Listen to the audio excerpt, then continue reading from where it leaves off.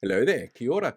Did you know that it's possible to take one line from an expert working group report written 6 years ago and spin an entire governmental policy around social welfare from it that ends up making you look like beneficiary bashers at the same time? Because that's exactly what the National Party is currently doing. Over the weekend, you may have seen Louise Upston get on Q&A with Jack Tame and try and give us the sales pitch behind their new system that they want to put in place for the social welfare network that we've got as a safety net in this country for people who can't work. And it's kind of punitive. It's designed as a traffic light system, which is kind of ironic considering how many right wingers were against traffic lights when it came to saving people's lives. But hey, punishing them? That seems to work for them.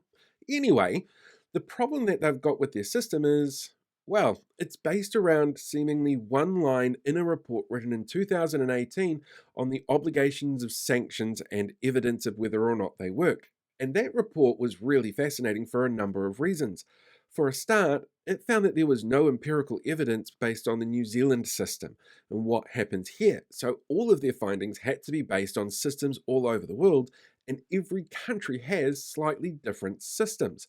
So there's nothing that was exactly comparable to what was being proposed or what had just been done under the John Key government. On top of that, well, the findings actually didn't say that it'll get more people off work in a good way, like Louise Upston seems to think it will. The findings found that people tended to go off these benefits into work that didn't last, that wasn't stable, that they didn't feel satisfied in, and that didn't pay them at decent rates. And so they would fall out of that work but refuse to go back to a system that punished them for not working. And so, therefore, you saw an increase in things like crime, homelessness, and the use of services like food banks.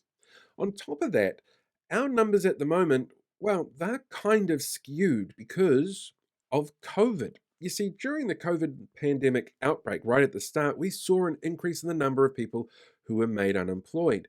And our numbers, they've gone down a little bit, but there has been a slight uptick recently. But what there has been an increase in has been the number of people who can't work due to illness. Now, we used to have a separate benefit for that, but that's also tied in now to job seeker benefits, and those numbers include those people. In the United Kingdom, though, well, their numbers are a little bit different. They also went really soft on the sanctions immediately after the pandemic hit, but reintroduced sanctions really fast, and you can see the effect of that in the number of people who are receiving their version of the job seeker benefit. But you can also see in their numbers the number of increases that they've had of people who can't work due to illness, and that's also gone up exponentially. So, what we're seeing in our system here is very similar to what we're seeing overseas. It means that there's no quick fix to the problem that COVID and the pandemic outbreak actually brought to us. And the way that this government is going about trying to fix it isn't based on evidence that's out there at the moment. It's based on the idea that they need to have a victim of beneficiary bashing so that people can feel that they are the villains. And that's really problematic, especially when those particular people are also going to be punished with having less income over the next decade or so. And there are some people who need to be on those benefits that long who will never be able to work.